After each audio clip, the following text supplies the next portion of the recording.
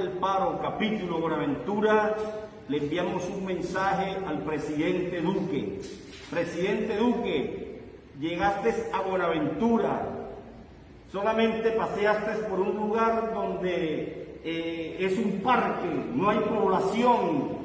La invitación era que vinieras a los barrios, o al menos a sentarte en esta mesa del Paro Nacional Distrital Buenaventura, donde están los interlocutores del pueblo. Por eso decimos, ¡a parar para avanzar! ¡Viva el Paro Nacional! ¡A parar para avanzar! ¡Viva el Paro!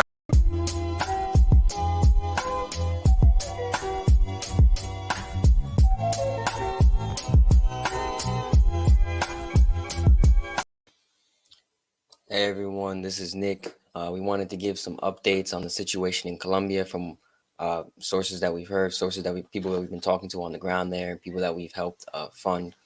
And really just since it's a month out, since the situation began, since the uprising began, we wanted to give an update on what's been going on after this month, what we've seen so far, and you know, what looks like some of the current developments are right now.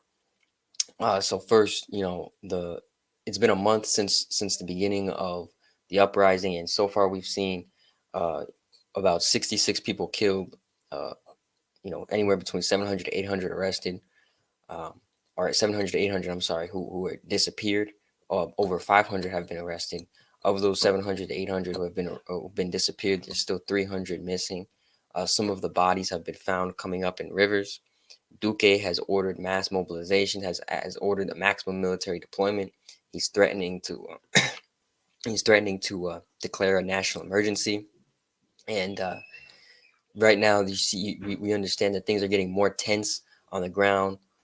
Things are getting more tense, you know, politically, economically, militarily, in terms of massive repression and deployment of state troops, as well as, you know, in terms of media and propaganda. There's been nonstop electrical blackouts, internet suppression of folks on the ground who are trying to get videos and images out of what's going on. And every day there's been people who are being killed by security forces, by ESMAD. It's only been a month and we've seen 66 deaths, right? So we're looking at almost 2 people being killed per day, almost. One of the most recent things that happened, Duque sent anywhere between 7,000 to 9,000 troops to the city of Cali, which has been one of the epicenters, one of the focal points of the resistance of the uprising. And just within, you know, a couple days or a day or two of sending those thousands of troops to Cali, we've seen 13 killed in Cali already. And, you know, the longer those troops stay there, the longer that repression continues, who knows how much worse or how much more serious it's going to get. These are some of the images coming out of Cali of you know, police, ESMAD shooting at women and children, and, you know, just generally unarmed protesters who are really doing nothing wrong but being peaceful and just being out in the streets.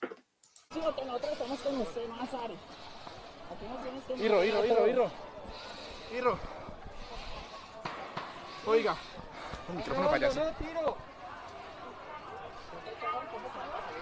28 de mayo del año 2021. Niños, mujeres, ancianos. Vea la policía. La policía siberia. La policía.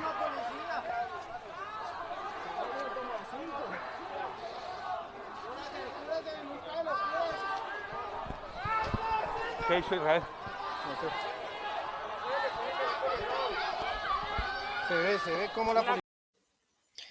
In other towns outside of Cali, we've seen similar scenes of repression and violence in Popayan, which is in both Cali, Popayan. You know, we have both indigenous and Afro-Colombian, large indigenous and Afro-Colombian communities.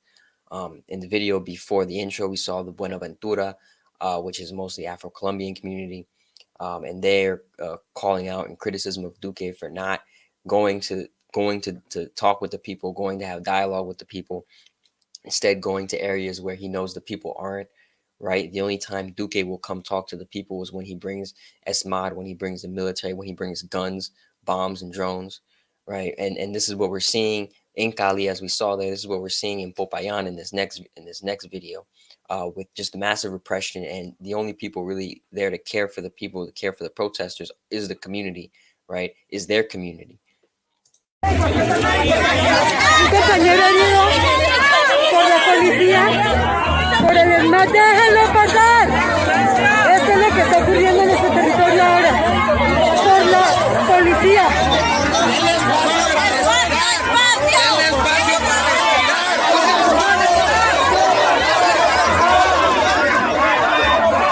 Otro herido más en nuestras marchas. Estamos aquí cerca del CRIC. ¿Hasta cuándo la represión policial?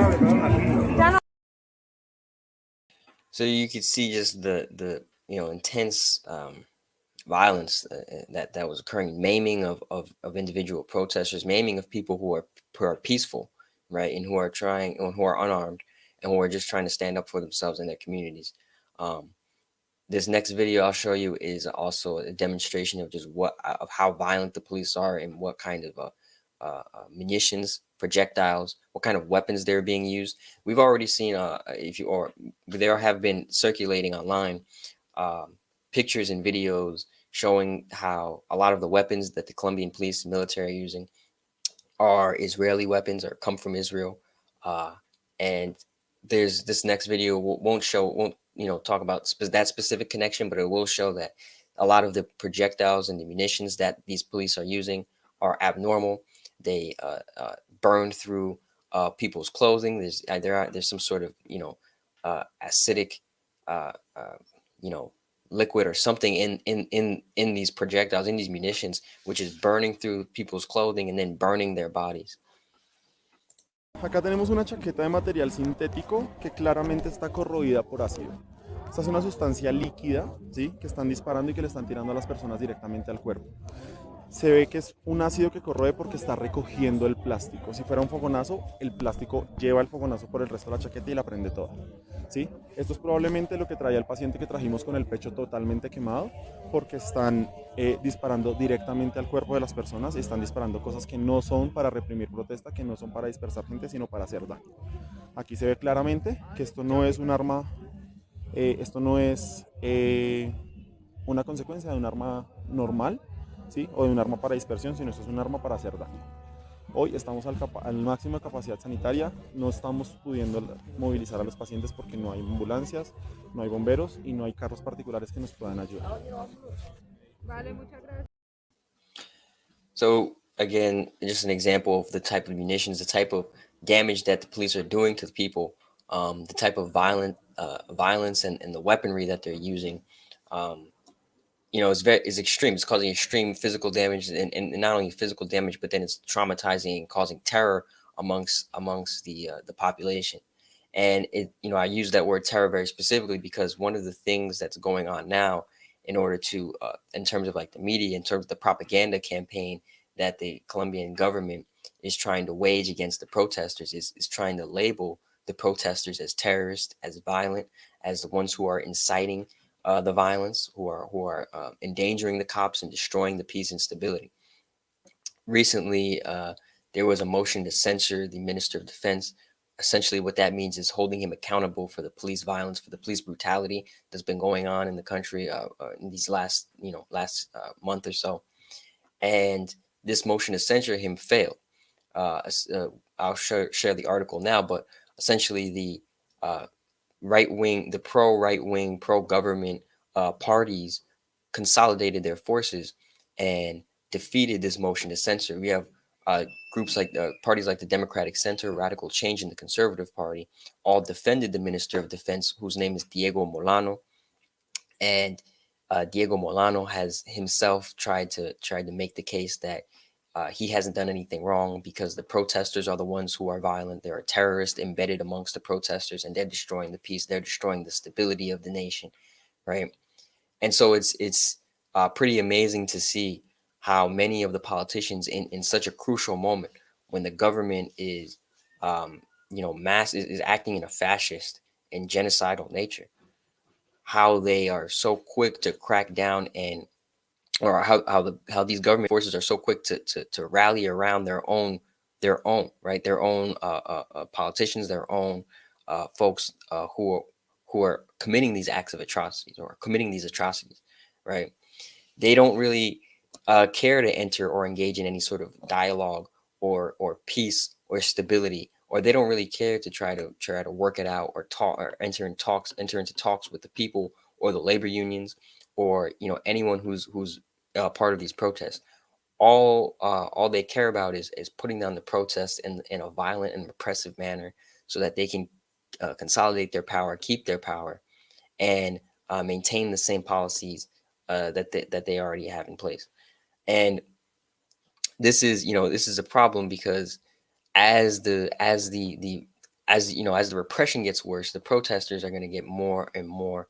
The protests are going to get larger and larger and larger, right? So it doesn't really seem like there's going to be a short term end to this in sight. And so far as the government is digging in its heels and taking a very defensive position, defending their own politicians, defending the military. You have Duque going around thanking military units, Duque, visiting ESMAD and police forces, thanking them for their service, thanking them for keeping the peace.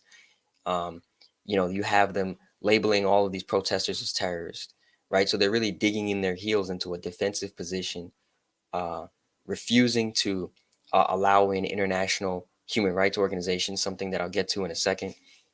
And, you know, again, really, really just sort of um, trying to act as if everything is okay within the country, or there's no problems, or the problems are coming from the people who are protesting and not from the economic crisis, not from the pandemic, not from poor government management, not from corruption, not from state violence, right? State sanctioned violence, which is not, again, none of these, a lot of these issues. Some of them are related back to the pandemic, like the crash in the economy, but a lot of them have existed before coronavirus, right? Like the state sanctioned violence has been a problem long before the coronavirus. You had social activists, social leaders being killed almost every week by paramilitaries and by police forces. And this was something that happened under Duque, it happened under Uribe, and it has created sort of a tension over time between the general population and the government and the right wing forces that control that government. And so, it's I want to show one more video when it comes to the terrorist, that sort of rhetoric, the labeling the protesters terrorists, labeling the police as the good guys who are maintaining the peace. This video is of a little girl and her reaction when the police come by, and how she perceives them.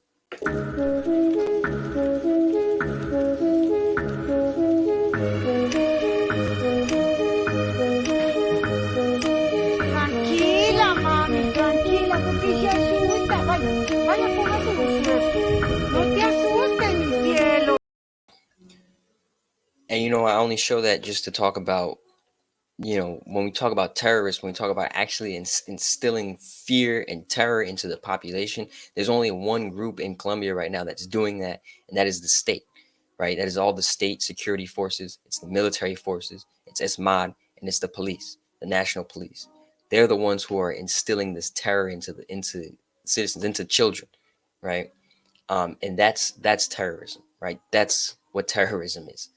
There's no two sides to it. There's no, the protesters are doing this and the government's doing, no. It's that the government and the state forces are the ones committing the violence, are the ones, uh, uh, intentionally going out and installing fear into the communities, into the people, right? In order to consolidate the power of Duque and his cronies and his allies in the government. Now, another update we want to give, and we can't forget too that this is all going on at the same time that a lot is happening in Palestine, and I'll make those connections a little bit clearer later on. But first, before we get to that, I want to talk about one more kind of update that's happened specifically in Cali. We've seen, as I've said, around over 500 arrests. One of those arrests most recently was of a young musician, 26-year-old student, Alvaro Herrera Melo, and I'll share his picture and it's in his something. So this is from Jóvenes Colombia and United kingdom, and Herrera Melo, and essentially what they've done to him is they've arrested him, they've beaten him, they've tortured him, and all because he was peacefully protesting in Cali. This is what they're doing to people who are being arrested, and who knows, maybe to some of those who've disappeared as well. Again, he's a young guy, a young student, and they're trying to force him into to testify against himself, right? But this has been the reaction, the state reaction to young people, to campesinos, to indigenous, to Afro-Colombians, those folks in these communities who are standing up for for themselves, for their families, for their friends, for Colombia, right?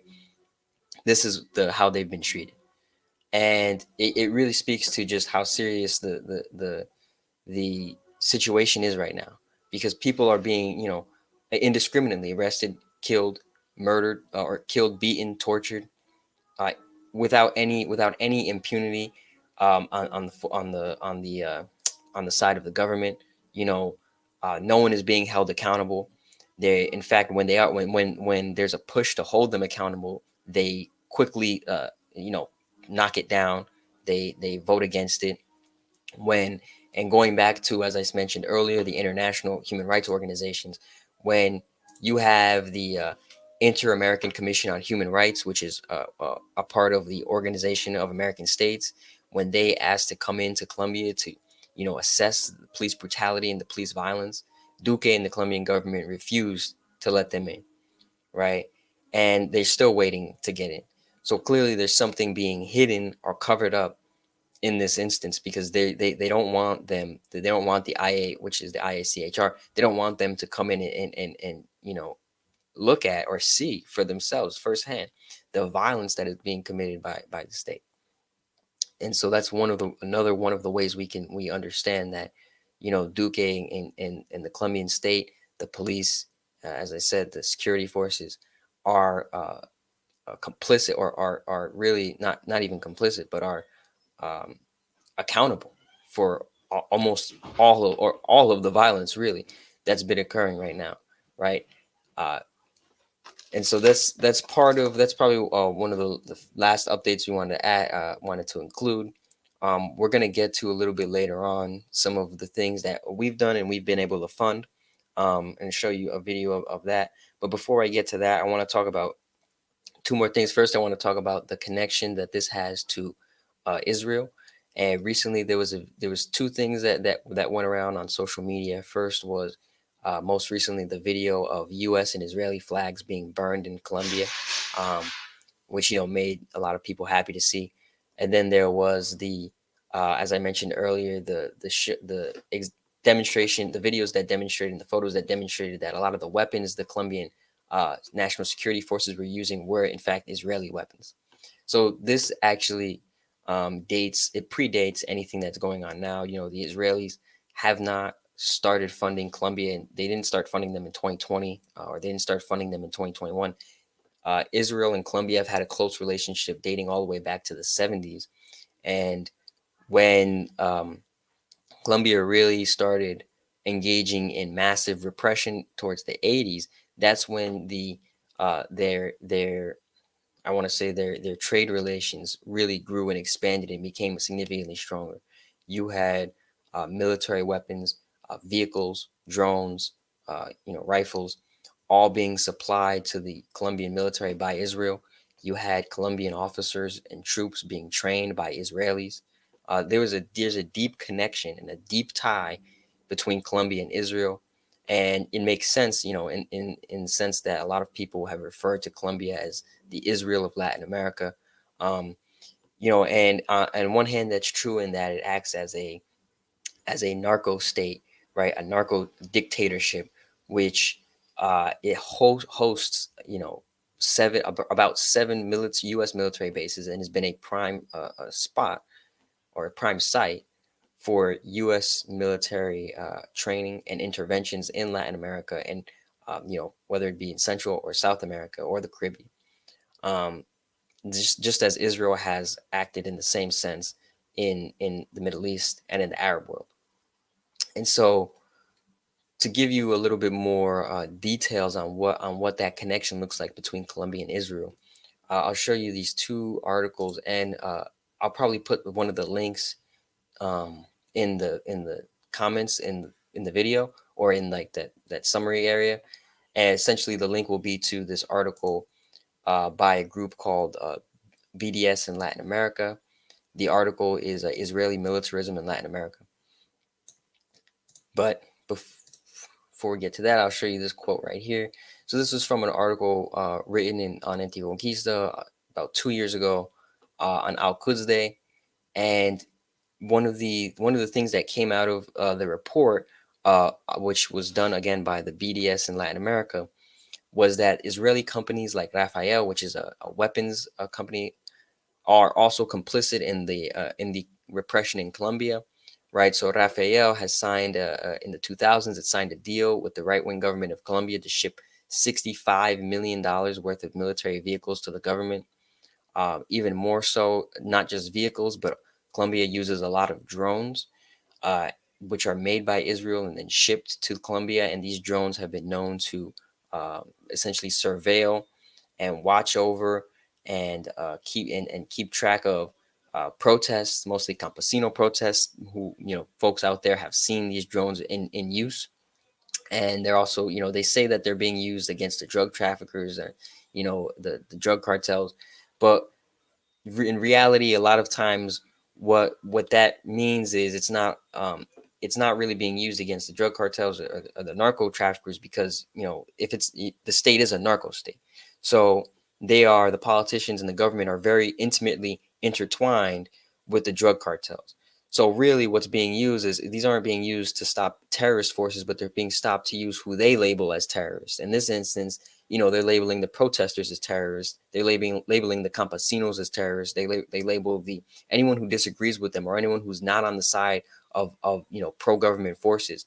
Those are the terrorists, right? So these weapons that are being made and made by Israel and then sold to Colombia are being used against the Colombian population and the Colombian people whenever they disagree or try to fight back against the right wing and the fascist state.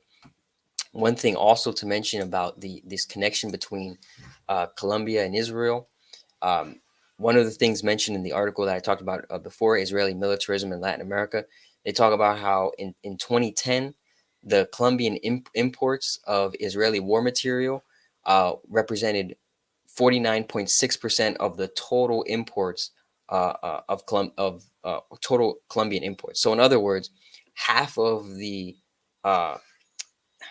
what Colombia was importing to supply its national police, to supply its military, and to supply its ESMAD, half of that was coming from Israel. So Israel is one of the biggest supporters of Colombia, of the Colombian military state, and right after Israel is the United States. So you want to understand why those two flags were targeted by Colombian protesters. Well, it's because those are the two flags that are funding, right? Those are the two governments really that are funding the repression and the violence that is occurring right now in Colombia, right? They are directly related to that. And this doesn't even get into all of the training which has been done or has been provided by Israel to the Colombian forces, to high-ranking Colombian officers and troops, right? This doesn't even touch on that. But these are all things that intimately tie these two nations together. So the fact that we're seeing massive uprisings, a war in Palestine against Israel, and what I'll call uprising in Colombia right now against the right-wing Colombian government, it only makes sense that these two things are occurring simultaneously in two different parts of the world, because they're facing such similar conditions, such similar tactics, and such similar repression, that it has led the people has pushed the people really to the brink, where there's really nowhere else to go. You can't take anything more from either the Palestinian people or from the Colombian people, right? You can't. When you have massive unemployment and have massive poverty, and you're trying to increase taxes, and folks have no money to even buy food, right? You can't. There's little else you can really take away from the people at that point, which is why we're seeing such a massive uprising occurring at this time. And so one other thing we want to talk about, the second thing I wanted to touch on was what's going on here in the United States. What are some of the what are organizations doing? What is the government reaction? And I'll start with the government, what the U.S. government in particular is doing.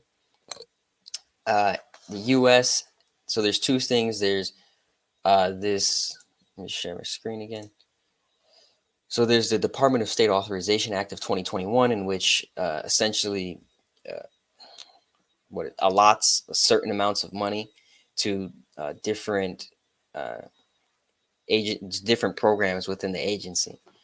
Specifically in this bill, which is recently discussed in May 19th, this bill, what we want to look at here is this sort of, I don't want to say it's an allotment. Essentially, what it is they are shifting where the money is going, where they are dedicating money, according to the Department. What is it? The Department of State. So here in Section E, we see that one of the things that they are, and this is sort of like they're amending this, so they're changing this from the original. One of the things that they're trying to change is that they want to shift $500,000, which was going to Colombia and which was going to the foreign military financing program. They want to take $500 from that and shift it to international narcotics control and law enforcement to provide medical and rehabilitation assistance for members of Colombian security forces who have suffered severe injuries. Now, this is one of the most recent, again, this was on May 19th that they most recently edited this bill. And as you see here, it's already passed through the House. So essentially what they're doing here is they're shifting hundreds of thousands of dollars to go to medical assistance to support law enforcement agents, law enforcement in Colombia, the same law enforcement which is, as you've seen in the videos previously, shooting at women and children, terrorizing children, and maiming protesters by shooting them in the eye or shooting them in the leg, and using weaponry or munitions which is burning through the clothes of the protesters. So this is what the U.S. government is funding right now. This is what they're sending money to, and it's not even all the money that they're sending. This is just a small allotment of $500, which they're just shifting from one program to the other. And this is what they're dealing with. That's what we're dealing with here in the United States, is a government which thinks it can get away with essentially funding terrorism, right? Because what it's no doubt that what the Colombian state is doing is not only fascist, is not only genocidal, but it's terrorist, right? And the U.S. state, just like it funds terrorism in Israel, it funds the Zionist state, which, destroys entire apartment buildings, bombs the media, kills entire families. Now it's funding the same thing in Colombia, right? And it's been doing this. This isn't anything new. This is something that's been going on for decades and decades and decades. They've given tens and really hundreds of millions of dollars to not only buy these same terrorist states weapons, but also to train their officers and train their troops in tactics of repression, to give them drones, to give them all kinds of supplies that would be needed to maintain their blockade on the city and their repressions on the cities. So that, that's one of the things that the government is doing. Another thing, though, I think that is important to highlight, if I can find it real quick, is several lawmakers in the United States wrote a letter to, I believe it was to Anthony Blinken, and they essentially wrote this letter expressing concern about the situation in Colombia. They're saying that, the situation is serious and that there needs to be some sort of human rights organization going in there and determining what's going on. They have denounced the police brutality and the police violence on the part of the state. And I think it was something around like 55 or somewhere around 50 to 60 politicians in the U.S. House of Representatives and the U.S. Congress have signed on to this letter and sent it to the U.S. Secretary of State, Anthony Blinken. Now, this is, a very, very small act, and this was done you know, you can see the date here is done almost a week ago, more than a week ago, and yet nothing really, not much has come out of it. It is a small thing, but it does show that there are politicians who are knowledgeable about what's going on. It's many of the same politicians who are have called, you know, have criticized the Biden administration for what's been going on in Israel. And it is good to see that they are knowledgeable and that they are at least aware of the situations there.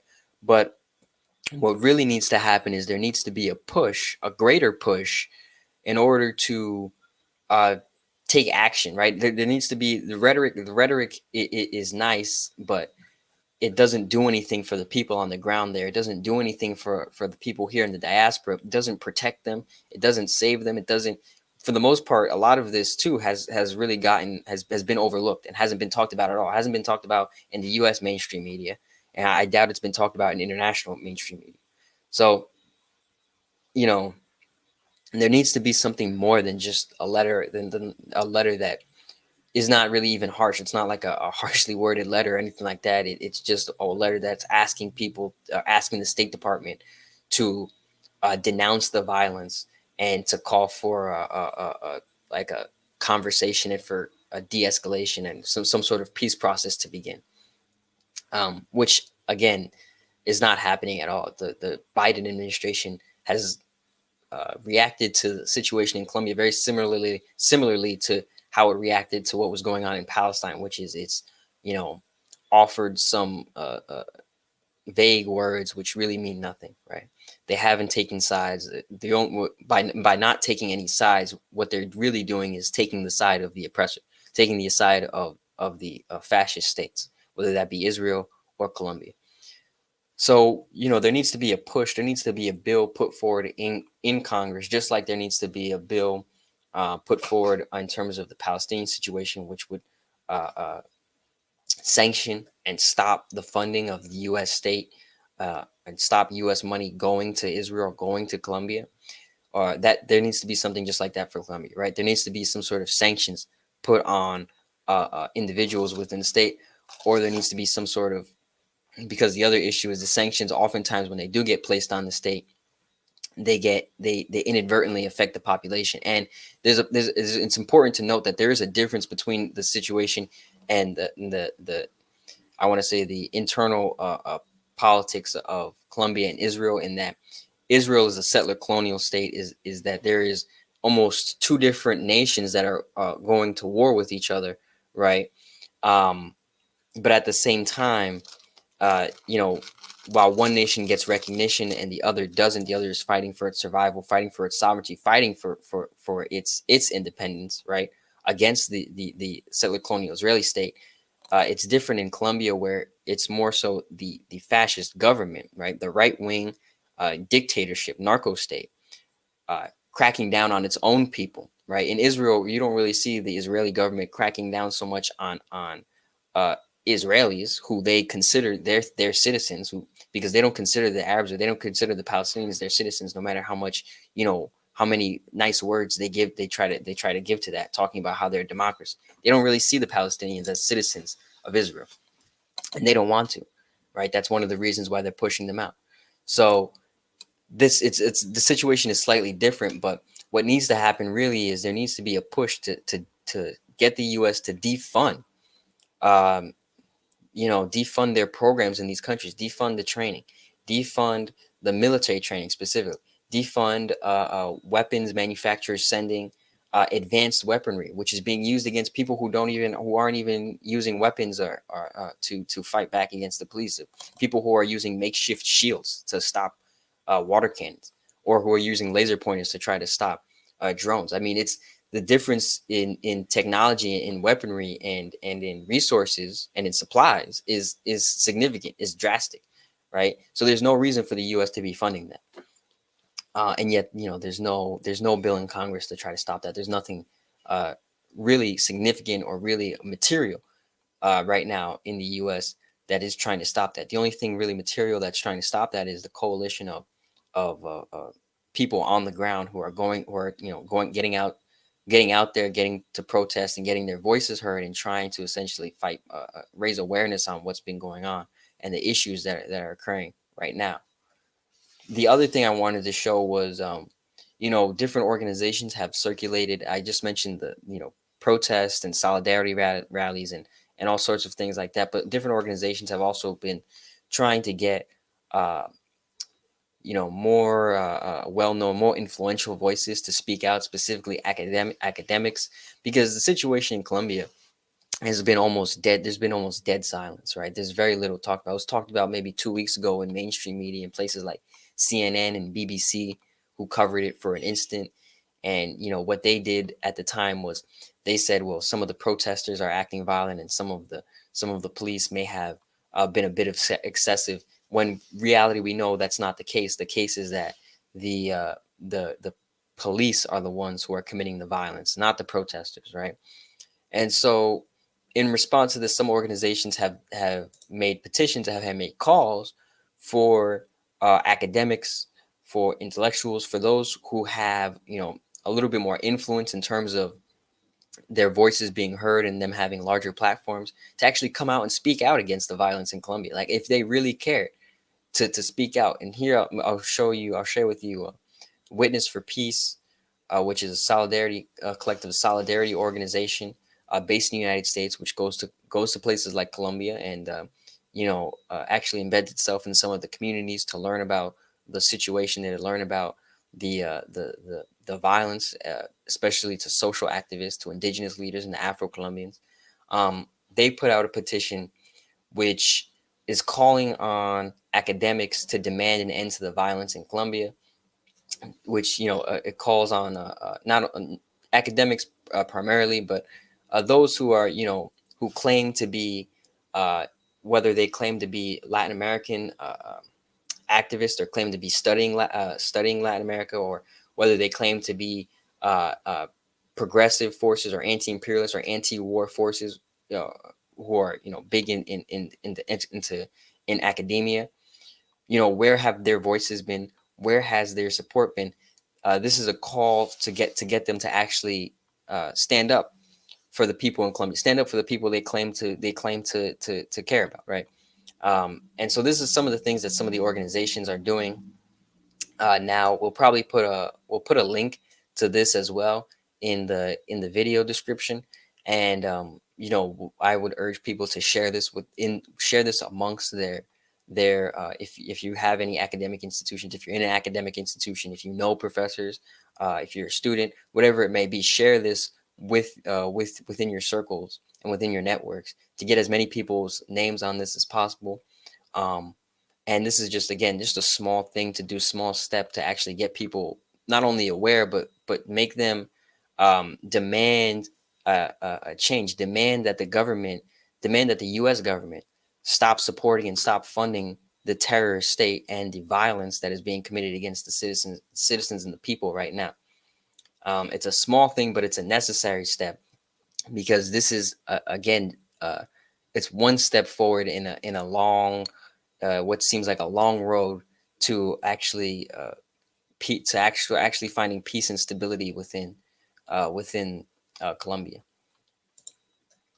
And so, the last thing I wanted to show was just give some updates on resistance updates. So what we've been doing in terms of not only anti-conquista, but also at Red Condor, in terms of supporting and providing aid to those on the ground. We have the the GoFundMe.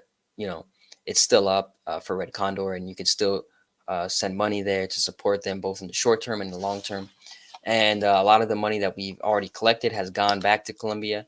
We've sent some of the money that we had in Anticonquista to Red Condor to support the folks in Colombia, and we've been able to mostly help out a lot of medical brigades, whether it be students or street medics, to support those who are redistributing food and who are redistributing supplies to those in cities and towns who are being blockaded right now by the military, right?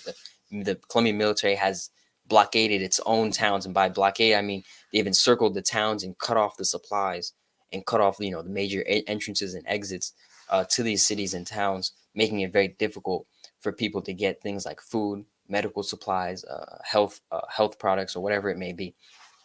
So here I want to share one video real quickly of organization we funded recently that received with the money that we gave them, bought medical supplies in Yumbo, which is a town not too far from Cali, and in the same region as well. So this is they'll talk about some of the things that they bought and some of the essential products that they have. 25 de mayo del 2021, 10:50 de la mañana, hora de Colombia. Le agradecemos a Red Cóndor UK y SOS Colombia UK por los aportes hechos. Vamos a mostrar las cosas que hemos podido comprar. Hay unas que están muy escasas, otras costositas. Tenemos aquí guantes para los muchachos de la misión médica. Tenemos un tipo de tapabocas con una talla específica que me hicieron el favor de pedirme. Adicionalmente me pidieron también más tapabocas.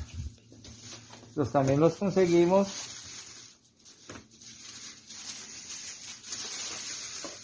Me pidieron los tarritos. Aquí están los tarritos que ellos pues van a utilizar. Estas máscaras son para reanimación, para cuidar por el tema del COVID, para que en la respiración boca a boca no se practique, sino que se van a utilizar este tipo de máscaras CPR. Tenemos un equipo de sutura completo, muy delicado, fue algo costosito, pero gracias a ustedes se pudo conseguir para los muchachos 13 piezas. Y tenemos los equipos de sutura, son varios, la verdad es que son varios, no los quiero manipular, son varias agujas con varios hilos en diferentes medidas. Y pues esto no se hubiera podido alcanzar sin ayuda de ustedes. Les agradecemos Red Cóndor UK y SOS Colombia UK. Muchas gracias. So a lot of the money that we've raised, I think it's been something like around 60,000 US dollars, which is converts to hundreds of millions of pesos, Colombian pesos. It's gone to fund organizations like that, like different medical brigades throughout Colombia, not just in Yumbo, but in Cali and in Bogota and many other cities. And it's important that we keep not only raising money, but keep talking about what's going on in Colombia and keep up with the awareness and the education, because it doesn't look like the situation is going to, go away anytime soon. As we talked about earlier, as the government continues to dig in its heels, and really the government is going on the offensive. But what I mean when I say it's digging in its heels, I mean it's doubling down on its actions. It's doubling down on its decisions to violently repress the people. So long as they keep doing that and refusing to engage with the people, refusing to talk with the people, as we saw in the first video in Buenaventura, the violence will only continue to escalate, right? The protests will continue to escalate, because the people will continue to see that there's no dialogue to be had, that there is no cooperation. The government is not willing to listen or cooperate with them, right? It's similar to how we see in the Palestine-Israel issue. There is no two-state solution, and people are beginning to wake up and realize and recognize that, well, there cannot be any sort of dialogue between both sides, because one side clearly doesn't want dialogue. And the issue in the instance of Colombia, the government doesn't want dialogue. It doesn't seek dialogue or reconciliation or anything like that. In 2016, when they had the peace process, it didn't really care to follow that peace process. So not only does it not want dialogue or seek some sort of conciliation or some sort of talk, it's not trustworthy enough to be held responsible for upholding whatever may come out of a national dialogue. And that's really what we're seeing here in Colombia. And it's important to focus on too, the impact that the diaspora can have. Because I think one thing that we learned from Palestine and what's recently happened in Palestine is that the diaspora, right? The diaspora can have a huge impact on what happens back home, right? In Palestine, we saw that Palestinian communities, organizations, leaders here in the US, in the UK, and all throughout Europe, and not just in Europe, but also, in Latin America, in other Arab nations. The Palestinian community has taken the helm, has taken the lead, right? Palestinian organizers and leaders have taken the lead and rallied not only their own communities, but all of the allies to their communities, right? All throughout the diaspora, to one, raise awareness and make people acknowledge that there is, first of all, something happening in Palestine, and actually, control the narrative that what is happening in Palestine is one, it's been going on for a long time, and two, it classifies as apartheid, as genocide, right? The Palestinians are living under fascism, right? A settler colonial fascism that exists on part of the Zionist entity, which is Israel. That's something that what happened, I think, most recently in Palestine is a great demonstration of how we in the diaspora can really control the narrative and make a significant difference, a materially significant difference to those who are fighting on the homeland, on the front lines, who are resisting firsthand, and who are, really taking the brunt of the violence and the hits, whether it be in Latin America, or whether it be in Palestine, or whether it be in Africa, Asia, or wherever it may be. And really, that's really what that's all we wanted to talk about today. We're going to provide a list of resources. I'm going to provide a link again to the GoFundMe for Red Condor. At Anticonquista, we're going to keep supporting our sister organization, Red Condor, and we're going to keep supporting, keep providing updates to what's going on in Colombia. You could follow the Instagram, the Red Condor Instagram, to get more detailed ideas of what's been going on. There's a lot more videos on the different organizations we've supported. There's a lot more on the specific instances of repression. Not all images are easy to see or witness. There's a lot of very violent, very graphic images, just as a warning.